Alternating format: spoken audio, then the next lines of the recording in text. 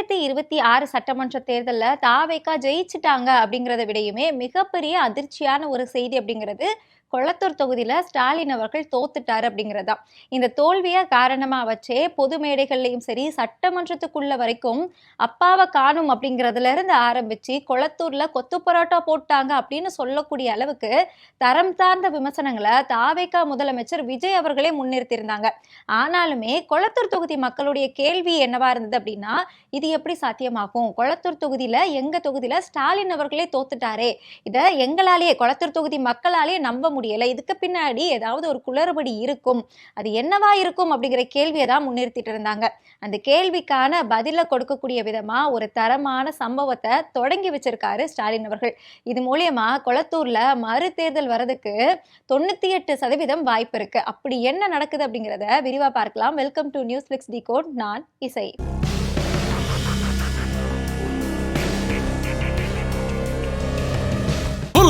காலை 9 மணியிலிருந்து இரவு 12 மணி வரை ஜூன் 29 ஒரு நாள் மட்டும். டயா பூஸ்டர் சுகரை கண்ட்ரோல் பண்ணும், உங்க ஆரோக்கியத்தை மீட்டு தரும். சர்க்கரையை கட்டுப்படுத்துறதுக்கான எளிமையான வழிமுறை, இயற்கையான வழிமுறை. அனைத்து மருந்து கடைகளிலும் கிடைக்கும். நடந்து முடிஞ்ச சட்டமன்ற தேர்தல்ல தாவேகா 108 இடங்கள்ல விஜய் அவர்கள் ஜெயிச்ச 2 தொகுதியும் சேர்த்து 108 இடங்கள்ல ஜெயிச்சுட்டாங்க அப்படிங்கிறதே பலருக்கும் மிகப்பெரிய பேரதிர்ச்சியான ஒரு விஷயமா தான் இருந்தது. ஏன்னா இந்த தேர்தல்ல தாவேகா ஒரு மினிமமா ஒரு தொகுதியில ஜெயிச்சாலே அது பெரிய விஷயம் அப்படின்னா மிகப்பெரிய பத்திரிகையாளர்களும் சரி, அரசியல் விமர்சகர்களும் சரி, பொதுமக்களோட கருத்தாவும் என்னவாவும் இருந்தது. ஏன் சமீபத்துல சபாநாயகர் கூட பேசும்போது ஒரு வார்த்தையை குறிப்பிட்டிருந்திருப்பாரு, கிள்ளி கொடுப்பாங்கன்னு நினைச்சா அள்ளி கொடுத்துட்டாங்க அப்படின்னு. அப்போ சபாநாயகர் ஜேசிடி பிரபாகர் அவர்களே தாவேகா அப்படிங்கிறது கிள்ளி, அதாவது ஒரு சில தொகுதிகளில் தான் ஜெயிக்கும் அப்படின்னு நினைச்சிட்டு இருந்தக்கூடிய அந்த சமயத்துல 108 இடங்கள்ல ஜெயிச்சு இருக்கக்கூடிய கட்சிகள்லயே அதிகமான வாக்குகளை வாங்கியிருந்தாங்க. இது ஒரு பேரதிர்ச்சியான சம்பவம் ஒரு பக்கம் இருக்க, இதை விடையும் அதிர்ச்சியான சம்பவம் அப்படிங்கிறது கொளத்தூர் தொகுதியில ஸ்டாலின் அவர்களுடைய தோல்வி. தாவேகாவுடைய வேட்பாளர் VS பாபு அவர்கள்கிட்ட இருந்து 8795 வாக்குகள் வித்தியாசத்துல ஸ்டாலின் அவர்கள் தோல்வி அடைஞ்சாங்க. ஆனா அதே கொளத்தூர் தொகுதியில 2011, 16, 21 தொடர்ந்து 3 தேர்தலையுமே தொடர் வெற்றியை கைக்குள்ள வச்சிருந்தவர் தான் ஸ்டாலின். அது மட்டும் இல்லாம இந்த 21, 26 இந்த காலகட்டத்துக்குள்ள கொளத்தூர் தொகுதிக்கு செஞ்ச அந்த நலத்திட்டங்களை பார்த்து பக்கத்து தொகுதியான பெரம்பூர் தொகுதியை பொறாமப்பட்டுச்சு அப்படிங்கிற செய்தியுமே நம்ம பார்த்துட்டு இருந்தோம். கிட்டத்தட்ட 75 கோடி ரூபாயை நேரடி பணிகளுக்காக மட்டுமே செலவிட்டிருக்கதா அரசு தரப்புல இருந்தே குறிப்பிட்டிருக்காங்க. ஆனால் அந்த செலவு அப்படிங்கிறது இதை விடையும் அதிகமாக தான் போயிருக்கு அப்படிங்கிற செய்திகளுமே இருக்கு. ஏன்னா கொளத்தூர் தொகுதிக்கு அப்படிங்கிறதுக்காக பார்த்து ஒரு உதாரணத்துக்கு சொல்லணும் அப்படின்னா, அந்த ஏரிக்கரை பூங்கால இருந்து சில்ட்ரன்ஸ் பார்க்கு, விமன்ஸ் ஜிம்மு, அதே மாதிரி நூலகமாக இருக்கட்டும், போட்டித் தேர்வு மையமாக இருக்கட்டும், இப்படி அந்த காம்ப்ளெக்ஸ் கூட சமீபத்தில் தான் ஓப்பன் பண்ணியிருந்தாங்க. இப்படி பல விஷயங்களை மக்களுக்காக அந்த சின்ன தொகுதிக்குள்ள பார்த்து ஸ்டாலின் அவர்கள் செஞ்சுமே 8000 வாக்குகள் வித்தியாசத்துல இவருடைய தோல்வி அப்படிங்கிறது அந்த தொகுதி மக்களாலேயே ஏத்துக்க முடியாத ஒரு விஷயமா தான் இருந்தது. ஸ்டாலின் அவர்கள் நன்றி சொல்றதுக்காக அந்த தொகுதிக்கு போகும்போது அங்க மக்கள் தன்னாலேயே வந்து அந்த அவங்க வெளிப்படுத்திய அந்த உணர்வுகள் எல்லாத்தையுமே நம்ம வந்து காட்சிகள் மூலமா பார்த்திருந்தோம். இதுவே நம்ம வந்து அந்த மக்களுடைய எண்ணம் என்னவா இருக்கு அப்படிங்கிறதுக்கான ஒரு வெளிப்பாடா நம்ம எடுத்துக்கலாம். அதே சமயம் மக்கள் வந்து பேட்டிகள் கொடுக்கும்போது, மக்கள் பேட்டி கொடுக்கும்போது அந்த பேட்டிகள்ல ஸ்டாலின் அவர்களுடைய தோல்வியில எங்களுக்கு சந்தேகம் இருக்கு, இதுக்கு பின்னாடி ஏதோ ஒரு விஷயம் நடந்திருக்கு, பொதுமக்களுக்கு வந்து ஏதோ ஒரு விஷயம், அது என்ன விஷயம் அப்படிங்கிற பதில் தெரியாம ஒரு கேள்விக்குறியாவே இருந்துட்டு இருந்தது.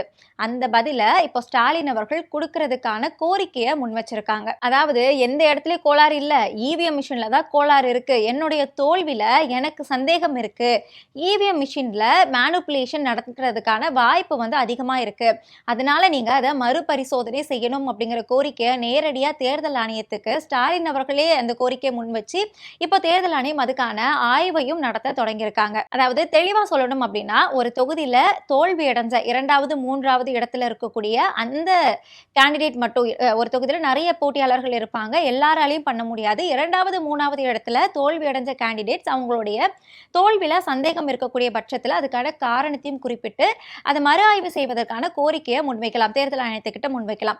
அது எப்படி வைக்கணும் அப்படின்னா, இந்த கோரிக்கையை முன்வைக்கிறதுக்கு 21,100 ரூபாயும், அதே மாதிரி அந்த கோரிக்கையில இப்போ EVM மிஷின்ல குளறுபடி இருக்கு அப்படின்னு ஸ்டாலின் அவர்கள் நபர்கள் கோரிக்கை வச்சிருக்காங்க அப்படின்னா அதுல வந்து நம்ம மறு ஆய்வு செய்யணும் அப்படின்னா நம்ம ஒரு மார்க் டெஸ்ட் மாதிரி நடத்த வேண்டியிருக்கும். மார்க் வாக்குகள் மாதிரி வாக்குகளை எடுத்து தான் மறுபடியும் சோதனை செய்யக்கூடிய அந்த நிலைமை இருக்கு. ஸோ அந்த மாதிரி வாக்குகள் எடுக்கிறதுக்கு என்ன ஒரு 26,100 ரூபாய், மொத்தமா 42,200 ரூபாய் அந்த கோரிக்கை வைக்கக்கூடிய அந்த கேண்டிடேட் பே பண்ணணும். 2வது 3வது இடத்துல இருக்கக்கூடிய கேண்டிடேட் 42,200 ரூபாயை செலுத்தி இந்த கோரிக்கையை முன்வைக்கலாம். அப்படிதான் ஸ்டாலின் அவர்களும் அந்த தொகையை செலுத்தி இப்படி ஒரு கோரிக்கையை முன் வச்சிருக்காங்க. இப்போ இந்த சோதனை எப்படி நடக்கும் அப்படின்னு பார்த்தோம்னா அதுக்கான நெறிமுறைகளையும் தேர்தல் ஆணையமே இதுக்கு முன்னாடியே வந்து கொடுத்திருக்காங்க. அதாவது இவிஎம் மிஷின்ல மேனிபுலேஷன் நடந்திருக்கும் அப்படிங்கிற ஒரு சந்தேகம் எழக்கூடிய பட்சத்துல அந்த மிஷினை தயாரிச்ச அந்த நிறுவனம், அதாவது பெல் பாரத் எலக்ட்ரானிக்ஸ் லிமிடெட் அப்படிங்கிற நிறுவனமும் மின்கலன் கழகமும் இசிஐஎலும் சேர்ந்து இந்த சோதனையை நடத்துவாங்க. அதாவது மிஷின்ல இருக்கக்கூடிய கோளாறுகளை மறு ஆய்வு செய்வாங்க. இது செய்யக்கூடிய பட்சத்துல அந்த பொறியாளர்கள் இன்ஜினியர்ஸ் மட்டும் இருப்பாங்க. அவங்க கூட யார் இந்த ஒரு வழக்கு தொடுத்திருக்காங்க, கோரிக்கையை முன் வச்சிருக்காங்க, உதாரணத்துக்கு ஸ்டாலின் அவர்கள் கொடுத்திருக்காங்க அப்படின்னா ஸ்டாலின் அவர்களும் அவர்களுக்கு கூட உதவியா ஒரு பிரதிநிதி, அவர் கை காட்டக்கூடிய ஒரு நபரும் கூட இருக்கலாம்.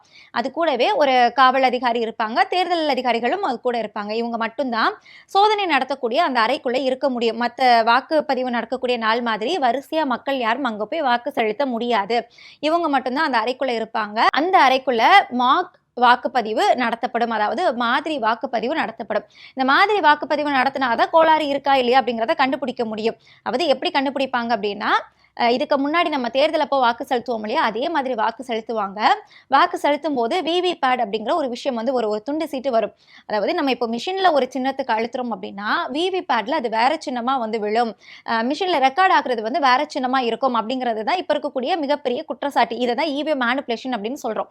அப்போ இவங்க வந்து மிஷின்லயும் ஒரு சின்னத்தை அழுத்தி அதே சின்னம் தான் விவி பேட்லயும் வருதா அப்படிங்கிறத சோதனை செஞ்சு பார்ப்பாங்க. அதே சமயம் மிஷின்ல இந்த மார்க் டெஸ்ட்டுக்கு அப்படிங்கிறதுக்கு குறைந்தபட்சம் 500 வாக்குகளும் அதிகபட்சமா 1,400 வாக்குகளும் தான் இதுல வந்து செலுத்த முடியும். அதாவது இந்த சோதனை அப்படிங்கிறதுக்காக அவங்க ஒரு லிமிட் வச்சிருக்காங்க, ஒரு நெறிமுறைகள் வச்சிருக்காங்க. குறைந்தபட்சம் 500, அதிகபட்சமா 1,400. ஆனா அதிகபட்சமான அந்த 1,400 அப்படிங்கிற வாக்குகள் தான் எல்லா தடவையும் சோதனை செய்யும் போது அதிகாரிகள் வந்து கணக்குல எடுத்துக்குவாங்க.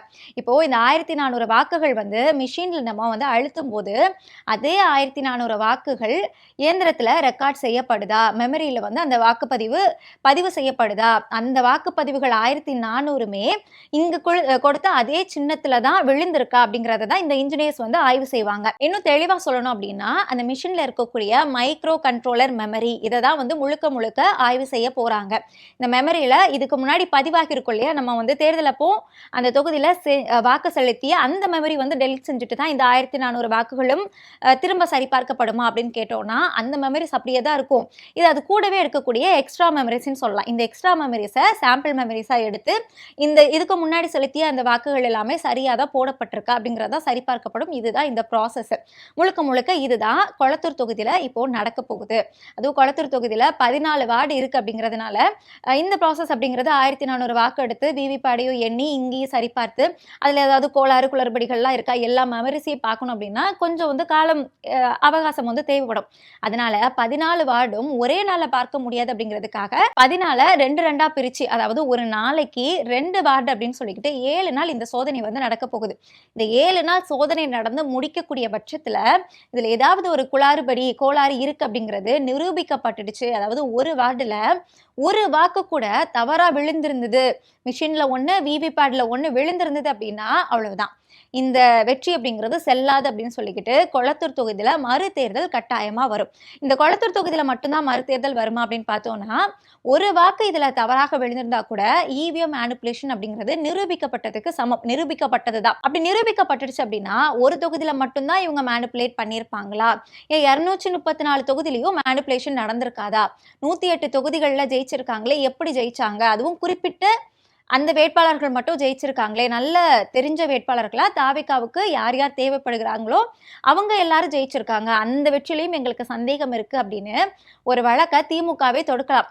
அது தொடுக்கக்கூடிய பட்சத்துல 234 தொகுதிக்கு மறுதேர்தல் வரும் அப்படிங்கிறது தான் நம்ம அந்த விஷயத்திலுமே பார்க்க வேண்டியிருக்கு. இப்போ கூட எடுத்துக்கிட்டோம்னா காஞ்சிபுரத்துல 2வது இடத்தை பிடித்த அந்த வேட்பாளருமே என்னோட தொகுதிக்கும் இதே மாதிரியான ஒரு சோதனையை நடத்தணும் அப்படிங்கிற ஒரு கோரிக்கையை முன் வச்சிருக்காங்க. அப்படி பார்த்தோம்னா அடுத்தடுத்து இந்த கோரிக்கைகள் வந்து வரும் பட்சத்துல அடுத்தடுத்து எல்லா தொகுதியிலையுமே மறுதேர்தல் வருமா? இப்பவே 7 தொகுதிக்கு மறுதேர்தல், அதுலயும் ஒரு தொகுதிக்கு வந்து இடைத்தேர்தல் நடத்தக்கூடாது அப்படிங்கிறது கோர்ட்டே வந்து ஒரு தீர்ப்பு கொடுத்திருக்காங்க. அப்படி இருக்கக்கூடிய பட்சத்துல தமிழக தேர்தல் களம் இந்த அளவுக்கு ஒரு இக்கட்டான சூழ்நிலைக்கு தள்ளப்பட்டிருக்கு அப்படிங்கிறதே வந்து ஒரு வருத்தத்துக்குரிய ஒரு விஷயமா இருக்கு. ஸோ கொளத்தூர் தொகுதியில மறுதேர்தல் வருமா வராதா? இதே மாதிரியான விஷயம் வந்து இதுக்கு முன்னாடி நடந்திருக்கா? எப்படி இவ்வளவு உறுதியா நம்ம சொல்ல முடியும்? தேர்தல் வருங்க, இவிஎம் மேனிபுலேஷன் நடந்திருக்கு அப்படிங்கிறத இந்த ஒரு சோதனையினால நிரூபிக்க முடியுமா? இதுக்கு முன்னாடி இப்படி நிரூபிச்சிருக்காங்களா அப்படின்னு பார்த்தோம்னா 2024 நாடாளுமன்ற தேர்தல்ல வேலூர் தொகுதியில போட்டியிட்டு ஜெயிச்ச பாஜக வேட்பாளர் ஏசி சண்முகம் அவர்கள் வந்து இதே மாதிரியான ஒரு கோரிக்கையை முன்வைக்கிறாங்க. இதே மாதிரி 42,200 ரூபாய் பே பண்ணி எனக்கு வந்து இந்த மிஷினை வந்து நீங்க சரிபார்த்து கொடுங்க அப்படின்னு சொல்லி கேட்குறாங்க. இந்த மிஷின்ல எந்த ஒரு கோளாறுமே கிடையாது, இது சரியா தான் இருக்கு, நீங்க தோத்ததா அப்படின்னு சொல்லியிருக்காங்க. அது மட்டும் இல்லாம இந்தியா முழுக்க மொத்தமா 11 வேட்பாளர்கள் இதே கோரிக்கையை முன் வச்சிருக்காங்க. இவிஎம் மேனிபுலேஷன் கட்டாயமா நடந்திருக்கு, எனக்கு வந்து மறு பரிசோதனை செஞ்சு ரிசல்ட் என்ன அப்படிங்கிறத பார்த்து சொல்லுங்க அப்படின்னு சொல்லியிருக்காங்க. ஆனா அந்த 11 வேட்பாளர்களோட கோரிக்கைக்குமே ரிசல்ட் அப்படிங்கிறது எந்த மேனிபுலேஷனும் நடக்கலைங்க, நீங்க தோத்தது தான் அப்படிங்கிற மாதிரி தான் தேர்தல் ஆணையம் சொல்லியிருக்கு. இது மூலியமா நமக்கு இன்னொரு விஷயமே தெரிய வருது. என்ன அப்படின்னா இவிஎம் மேனிபுலேஷன் நடக்குது, அது வந்து தேர்தல் ஆணையம் கையில இருக்கக்கூடிய ஒரு விஷயத்துல ஒரு மேனிபுலேஷன் நடக்குது, ஒரு ஸ்கேம் நடக்குது அப்படின்னா அந்த தேர்தல் ஆணையம் யாருக்கிட்ட இருக்கு அப்படிங்கிற குற்றச்சாட்டு இருக்கு அப்படின்னு பார்க்கும்போது பாஜக கையில இருக்கு, மத்திய அரசு கண்ட்ரோல்ல இருக்கு. ஸோ ஒரு தடவை அந்த விஷயம் நடக்கு அப்படிங்கும்போது மறு ஆய்வு செய்யும் போதும் அதே தேர்தல் ஆணையம் அதே மத்திய அரசு கண்ட்ரோல்ல தான் இருக்கு அப்படிங்கிற பட்சத்துல அந்த இடத்துல மட்டும் எப்படி சரியான ரிசல்ட் வரும் அப்படிங்கிறதுமே மிகப்பெரிய கேள்விக்குறியா தான் இருக்கு. ஸோ அந்த வகையில பார்த்தோம் அப்படின்னா இது வரைக்கும் இருந்த ஹிஸ்டரி எல்லாத்தையுமே இந்த கொளத்தூர் தொகுதியில நடக்கக்கூடிய இந்த சரிபார்ப்பு புரட்டி போட போகுதா? இவிஎம் மேனிபுலேஷன் அப்படிங்கிறது முதல் முறையா நிரூபிக்கப்பட போகுதா? ஏன்னா பல பத்திரிகையாளர்களுமே 2026 சட்டமன்ற தேர்தலில் தாவேகாவுடைய வெற்றிக்கு பின்னாடி இவிஎம் மேனிபுலேஷனும் பாஜகவும் இருக்கிறதா பல குற்றச்சாட்டுகளை முன் வச்சுட்டு இருக்கிறாங்க. ஸோ இந்த குற்றச்சாட்டுகள் எல்லாமே நிரூபிக்கப்படுமா அப்படிங்கிறது இன்னும் 7 நாள்ல தெரிய வரும். 7 நாளுக்கு அப்புறம் தொடர்ந்து அப்டேட்டை தெரிஞ்சுக்குவோம். இணைந்திருங்கள்.